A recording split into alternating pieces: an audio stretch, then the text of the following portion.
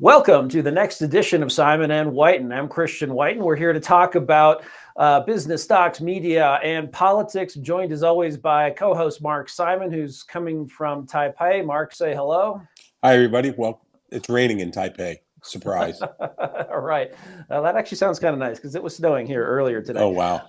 All right, big news in the media, Mark. Donald Trump finally making his media move. It wasn't clear if he was going to do this. You know, he was it seemed to be getting in his groove of replacing Twitter with just an email list and sending out missives, sending out endorsements and deprecations and things like that. So a SPAC, a special purpose acquisition company, so a public company, a shell of one designed to make acquisitions, made one. It's called Digital World Acquisition Corp. We'll call it DWAC. Bought something that Trump has created, Trump Media and Technology Group. And they're going to make magic. They're going to do conservative social media, supposedly conservative on-demand video. There are not a lot of details, as you'd expect with something coming from the president, former president.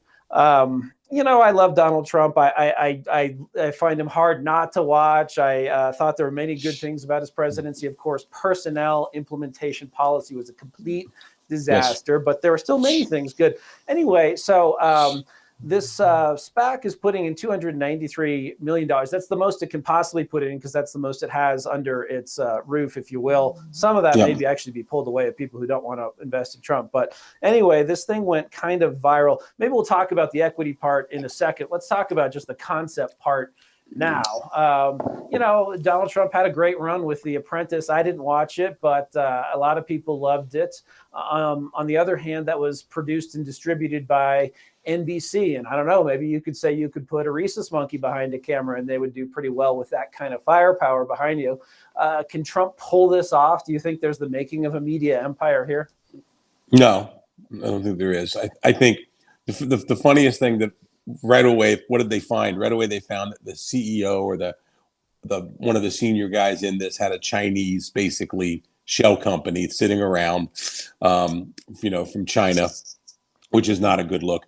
Look, the main thing that you really hit the nail on the head with Trump, the issue with Trump is always in the details. He doesn't look, and he's not concerned. And the fact is, you got to operate a business. You know what I'm saying? I mean, the one thing about the guy is it was really odd. He's incredibly detailed in his entire career in real estate. One of the things I've talked to people who've worked with him, they said this is a guy who literally knew the price of the toilets going into his apartments, you know, his flats that he was building. He's a good developer. I mean, he's not a bad developer. I think the mistake that his critics make is they sit back all day long and think he's a boob, and then they wonder why they're getting beat by him.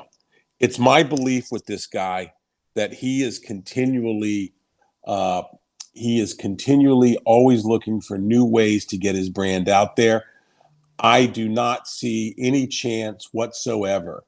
I see no chance whatsoever that he is going to be successful with this in any way, shape, or form. I think the problem is he really doesn't understand media. I mean, his idea, you know, you talk to some of the Fox people, I think we both know, and they will tell you how he would be upset when the reporter had to ask a question that actually, you know, had to be asked. In other words, if the interview was going to be credible or something like that. I mean, he even complained about Sean Hannity one time. You know what I'm saying? So this is not a guy who really has the mentality to run a media company. Because in a media company, you got to let some things slide. And I think his company is going to be basically Donald Trump day one, Donald Trump day two, you know, Donald Trump day three, everything Donald Trump. I think he'll have a small cohort. I would be very, very much surprised. You yourself actually said this could be a Glenn Beck type operation, you know, just the cult of the man.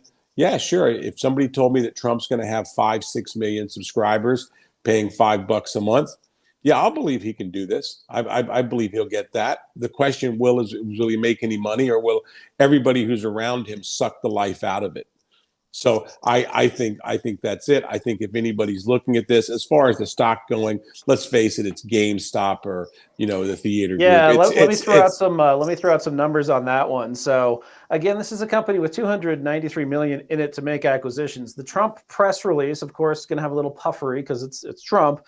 said that his company was valued at $875 million with an earnout that could double that, which is not in my notion of how an earnout works. Granted, it's been a while since I worked in M&A, but I did. Anyway, this company, so the stock just went up and up and up and up from 10. At one point, it was 150, settled at 94, closed the business on Friday. After hours, it's now down to 80. 80 still gets you a market cap of $2.6 billion.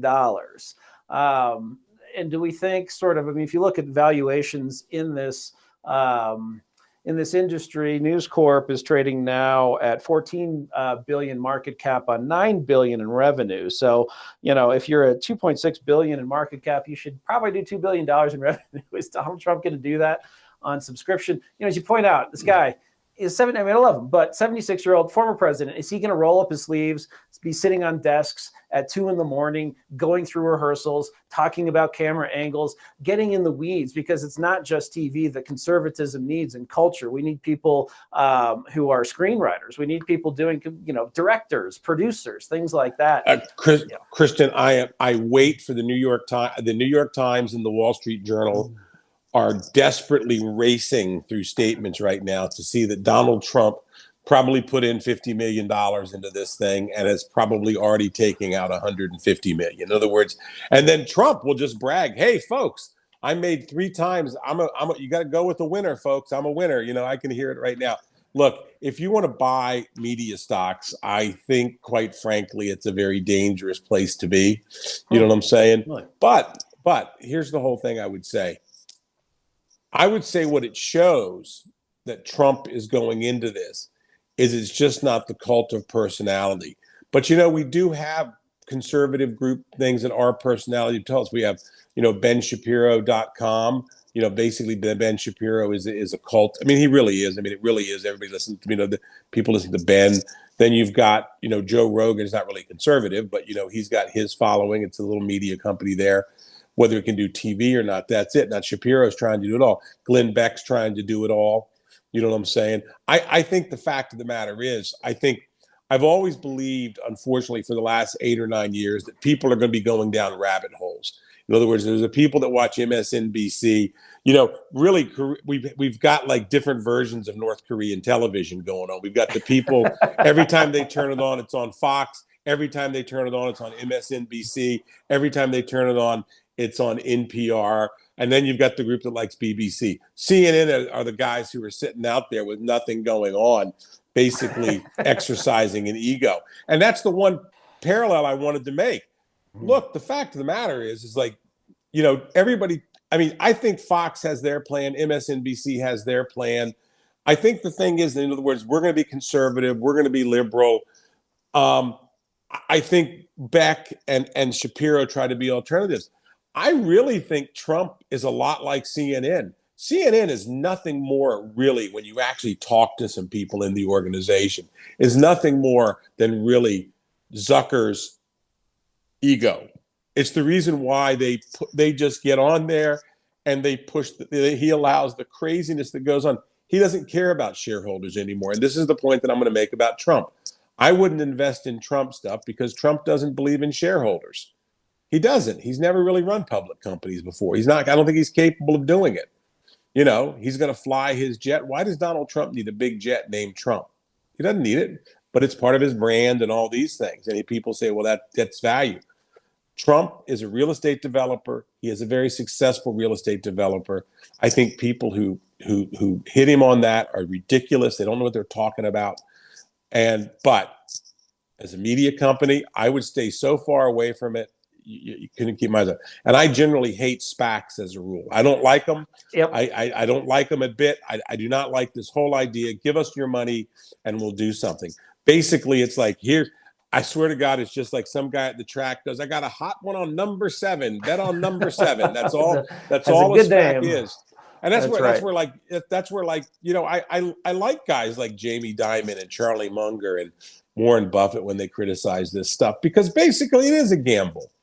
And, I have friends who go, "Oh, I was going to buy some Trump stuff and I was going to do this." And I'm going like, yeah, and do what? It's like, my nephew was playing GameStop. Why do I want to go? My nephew basically betting $500. You know what I'm saying? Back and forth, and then that's it. You know. Right. Well, and it probably is. I mean, there was speculation that a lot of the meme investors did take over, especially when the stock was propelled up to 150. I think people do sense there's still an unmet need for conservative content. The thing is, we have news covered pretty well. I mean, there's Fox News, there's Newsmax, there's OAN. We could all complain or like various parts of those. The Blaze, Glenn Beck's thing, I think that's very niche, and I haven't heard anything about that in years. Was on it a fair amount when it first launched. What we need, frankly, is probably less in the news and commentary part and more on the culture, sort of movies, drama, screenplays, writing. The things that, as Breitbart famously said, supposedly that politics is downstream from culture. Something to compete. And anyway, that's just not what this is. So I think you're right to be very skeptical about SPACs too. I mean, it's a way of ending up as a public company without going through the rigorous IPO process. I mean, look, I'm in Taipei. One of the things is the Taiwan stock market, this and that and everything else. Yeah, if you come to Taiwan and you invest in TMSC, if you invest in the banks here are very, very solid if you believe in their story, but they have very good regulation because they got no backstop. Shipping companies are good, and transport. Wan Hai, if anybody want to know the name Wan Hai, trades in Taiwan, excellent company. I used to work there as a disclosure years and years ago, but it's run by a very solid family, good business. Real businesses, TMSC, all the tech companies here, they do something. But there's this other 2/3 of the Taiwan stock market that's basically a gambling den. And Americans don't have this understanding that basically that's what we've done with SPACs. SPACs are just nothing more than a gambling den. I mean, when The Rock Johnson is going to do what does he know about this stuff?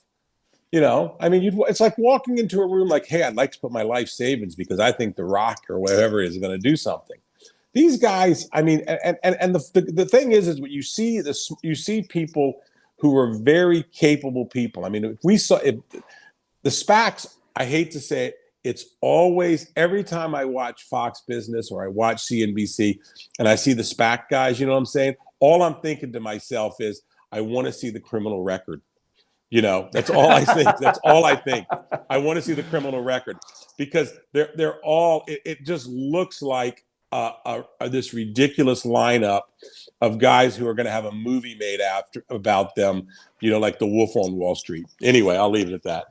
Right. Well, actually, before we jump, I was going to talk about some geography and ETFs. Let's stick with Taiwan briefly. So Taiwan, sort of dictator, if you will, there, Anthony Fauci, the boss of the CDC there, came out and said that, well, hey, maybe by Chinese New Year, which is in, wait for it, February, 4 months from now, says, we'll probably shorten the quarantine for Taiwanese residents, citizens who are coming back from traveling. I mean, that implies to me that there's going to be a quarantine that's more than de minimis. 3 days might be okay. You can roll in on a Friday and then be at work on a Monday. I can maybe do that. But, a lot of people who are traveling for business can't knock out 10 days like the number in Japan now, 14 days, the number in Taiwan.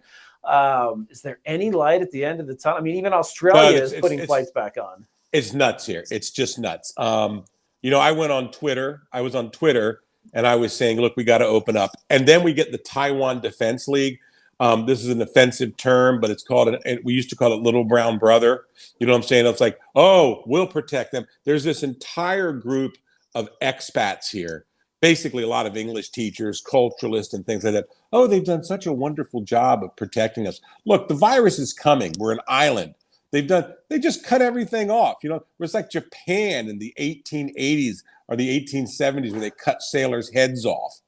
I mean, it's reached that point now. And it's like, oh, we want this and we want that. Look, the fact of the matter is we have an incredible industry here of high tech and technology.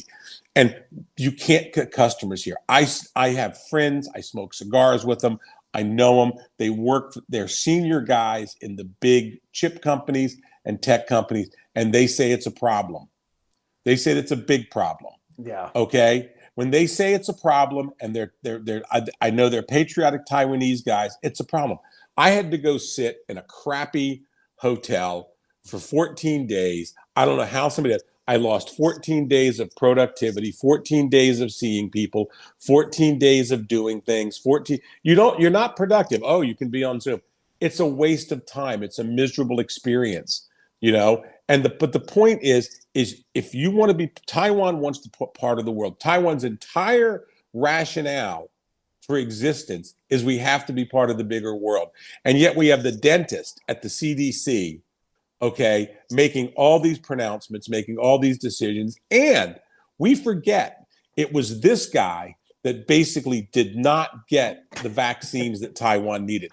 Right. One of the things is every time you hit them on that, they go quiet. You know why everybody goes quiet? Because they all know. We know, and I know personally what happened on Capitol Hill and happened in the States and with the Germans. Taiwan was supposed to be serviced by a company out of China with the order for Pfizer. They got involved in this political dispute. They brought politics into the buy because they didn't want to get anything from China. The Germans then said, okay, and Pfizer said, we'll work around you with it. Taiwan dropped the ball. Why do we know this? Because Taiwan initially did some complaining. And of course, there's a very strong Taiwan lobby in the US. And all the congressmen and all the senators were like, hey, we're going to hammer you. Well, guess what? Pfizer, Moderna, Johnson & Johnson, they have lobbyists. The Germans have diplomats. They went up there and explained what happened. Taiwan was trying to develop its own vaccine. Okay, they dropped the ball. They dropped the ball. All right. In this one time, they dropped the ball. Now, right. Should Pfizer have run this stuff through China? The answer is no. They shouldn't have done it. It made it difficult. But should Taiwan have taken care of business? The answer is yes. Now, they're going to be full by Christmas. They should have at least 64, based on the trajectory and what they're doing. They should have at least 64, 65% vaccinated. Why aren't you opening up? You know what the next thing is going to be? Everybody has to have a booster. Yeah. We have an economy and a country being run by fear. By a former dentist, yeah. No, and it's, as you point out, it's critical. I mean, so during the pandemic, and we're all in on this, and we know what's going on, but you're working off of relationships and business ideas and models that you developed before, mm-hmm. and you can try and keep that going, but it's very hard. The other thing is, I mean, thankfully, there are lots of Taiwanese Americans, and they'll always have a strong positive view of Taiwan, even if they're unable to visit. But we've got to at least sustain and ideally increase dramatically the number of Americans who go to Taiwan, either to do business or just for tourism, and strengthen the cultural ties between our two countries, or else you'll get people, some even conservatives. Sohrab Ahmari from the New York Post, he's no longer there, basically wrote an article saying, Taiwan, why do we need to defend that? That's a Chinese culture. China's going to absorb it. Hey, it's going to happen. So why should we risk World War III to defend it? I think that's the wrong way to look at it. But that's the problem with the Taiwanese. I always say the Taiwanese, it's people. I'll show my age. I remember when George W. Bush came in, he was like Taiwan, Taiwan, Taiwan. And by the time he was finished with Qin Shi Huayuan finished, Bush couldn't stand him. And it's because basically this attitude comes out. And I'm not a big fan of this attitude, but this attitude just comes out. In the U.S. is like, my God, all they do is they just want stuff. We have to do everything for you. All right. We're telling you exactly what you said. Somebody said to me, oh, well, Tammy Duckworth showed up, and that's the congressional district. Really? You had one visit in a year? You should have, there's people in the past, there was people here every week. You've got to strengthen these relationships. You've got to have media companies coming out. You've got to have people coming.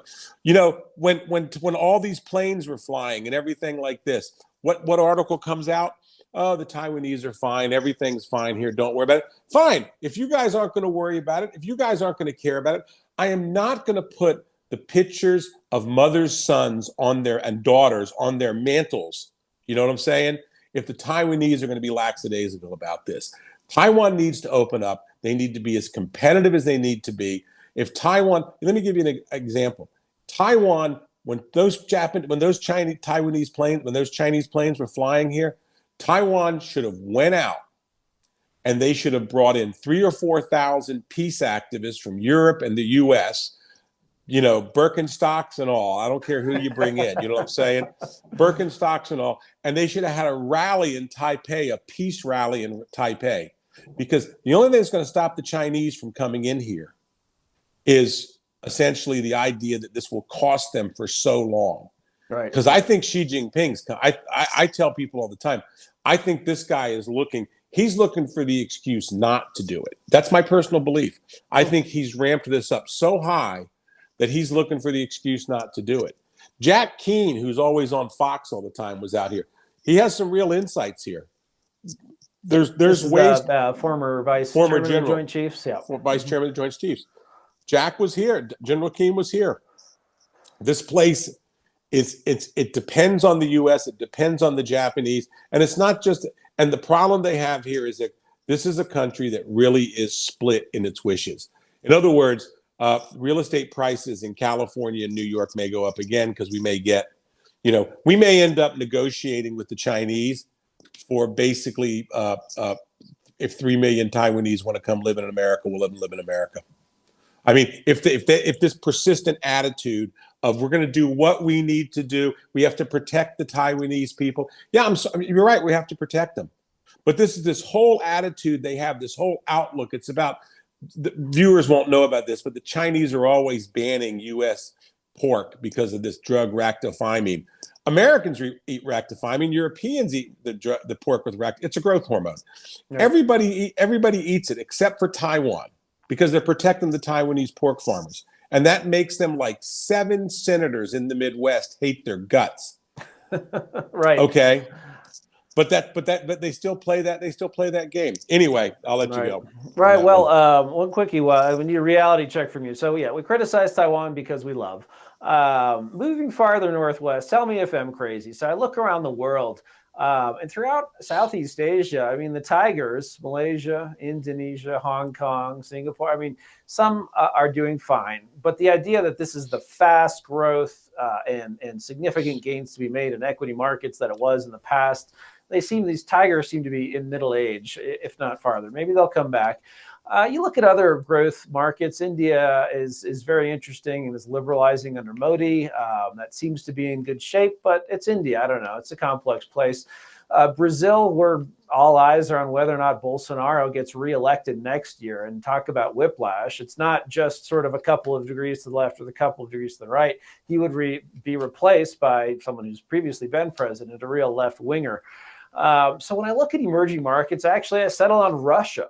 If you look at Russia, the price of energy is probably going up long term, and that benefits Russia. The price of oil is taking a little bit of pause after hitting $80, $85 a barrel, came back down. I think if we get a slow GDP number next week, the third quarter, the first estimate comes out on Thursday, that might cause a pullback. But long term, because the West has just committed suicide with its energy business, I mean, in a short amount of time, Biden has really put the kibosh on exploration and production in the United States. The majors, Shell was basically ordered by a Dutch court to commit suicide.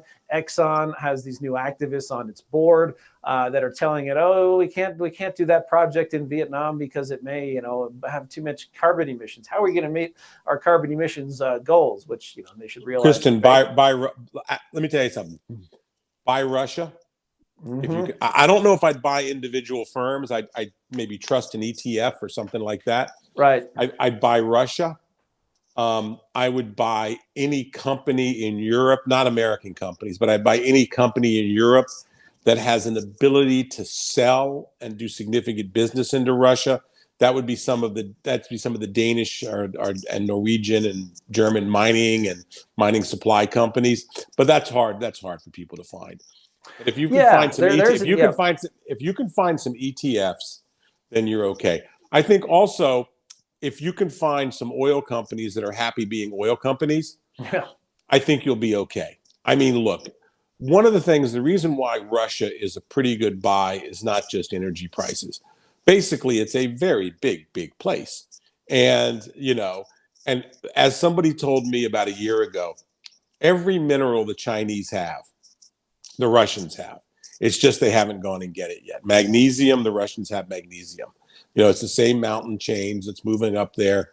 It's just the Russians have not gone out and gotten it. The other thing the Russians have, and I think that that's a unique in their way, is they are pretty good administrators and managers and things like that. Corrupt as hell, you know what I'm saying? But you know that people can build that in there.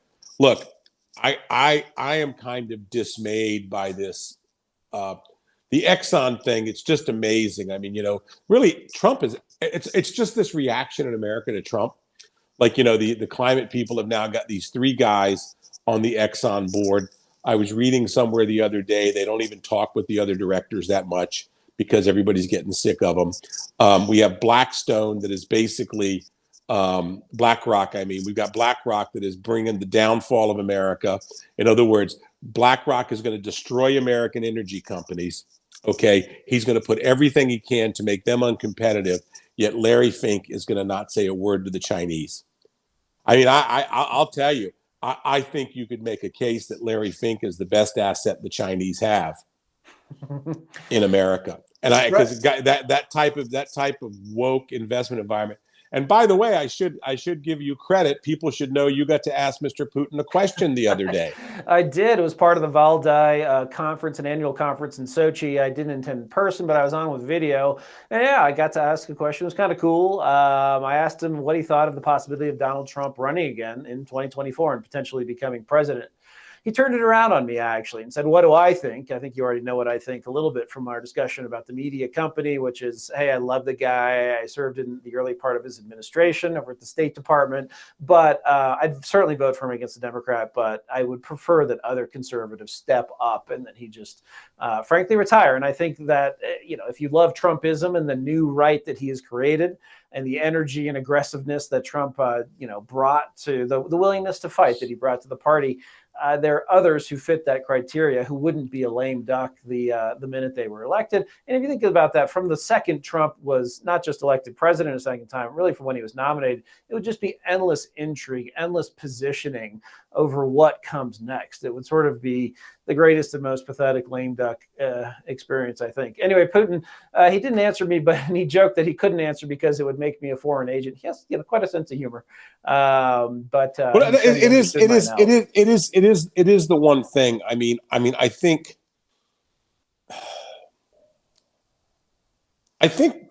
people make the mistake that they think they can pick their villains. You know, that's they really think that's the mistake that they make. They think they can pick their villains. And, you know, that's a line from my dad, actually. He said, you know, look, you know, I don't like Putin. I think Putin's a thug. You know what I'm saying? I mean, there's not much I think good about Putin. But the fact of the matter is that, like, the world is an interconnected place now. Putin doesn't have a desire to invade other than, you know, countries that are next door he wants to control. But you're dealing with this different world now, you know what I'm saying? And I think the fact of the matter is we're going to have to start dealing a lot more seriously and not worry about, you know, just basically, we're going to have to start being more serious about how we are. It's one of the things that's really marked America. And I don't know, maybe it's because we've just been, we have that post 1989 politics in our mind that there is no real threat to us. It's a real problem. I mean, really, by 1991, 1992, you know, when I left working for the federal government, part of the reasons I left was basically, it's like, well, you know, there's no reason in 1990 to track Soviet submarines. Why? You know, they're a bunch of junk sitting in Vladivostok or Petropavlovsk. Nobody cares. And we had the drug war, and then we had this, and it's you know, looking for seriousness to focus people. And my point is, we think we can run around and pick villains, and then we decided that Putin is the villain in Syria and places like we had no interest in. Right. When the fact of the matter is, I think there's a nation of 1.4 billion people that's fading fast. China's fading. A lot of people don't really get that. Their demographics are like, their migration out is up. They're losing people, and it's going south. And that means that they have a window to basically, in their minds, try to establish themselves. And I think that's all part of Xi Jinping's. He knows he has to be aggressive. So my point is really, All right, what's the threat from Putin? Okay, we know what the threat is. We know he's an SOB. We know that. We know what he's doing. We know this. All right, but he has what we need in his country. He has oil. He has natural gas, a lot of it, and he has minerals. Okay, Right. would we rather work for him for magnesium, or work with the Chinese for magnesium? You know what I'm saying? In other words, it depends who we're trading with and what we're doing. I'd prefer to work with both of them, to be honest with you. And I think the thing is that our policy, I'll get people a little bit angry with me because I am not the hawk on China that people would assume that I am.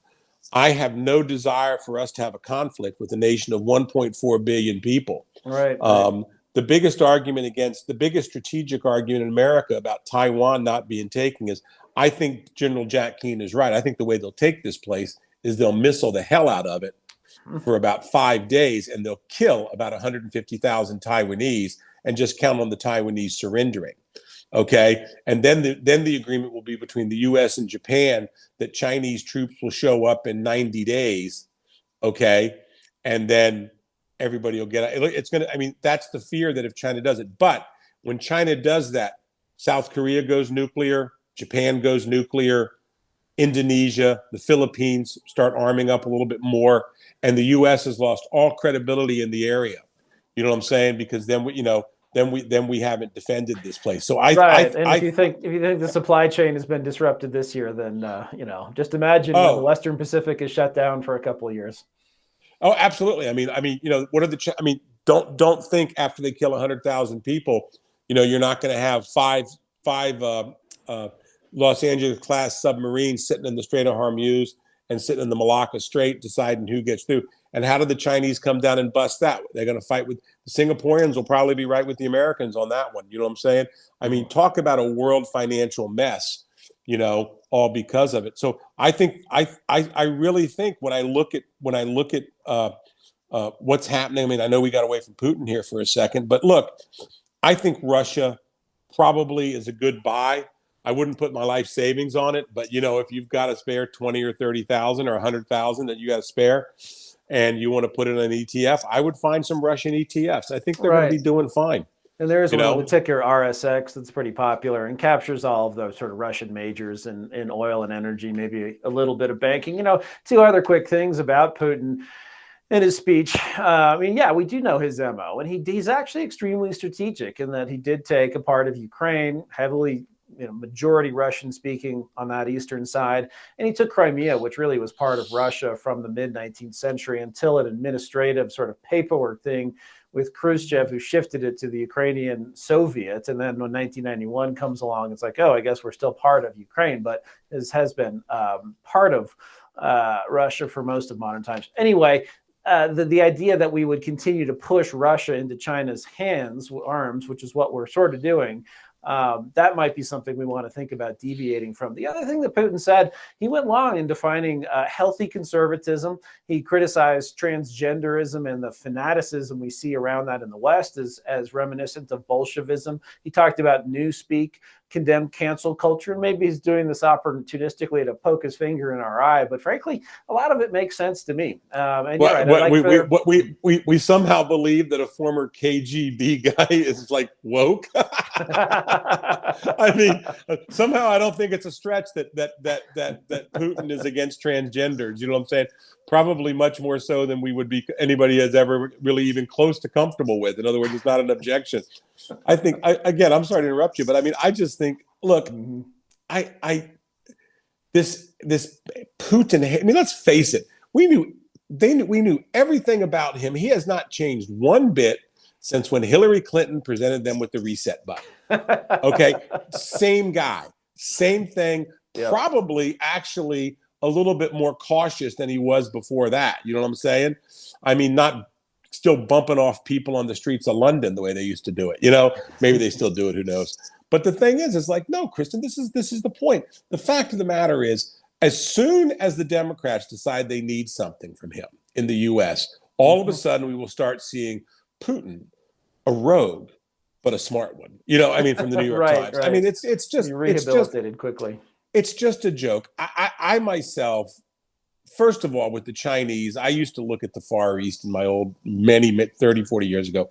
They are paranoid about the Chinese.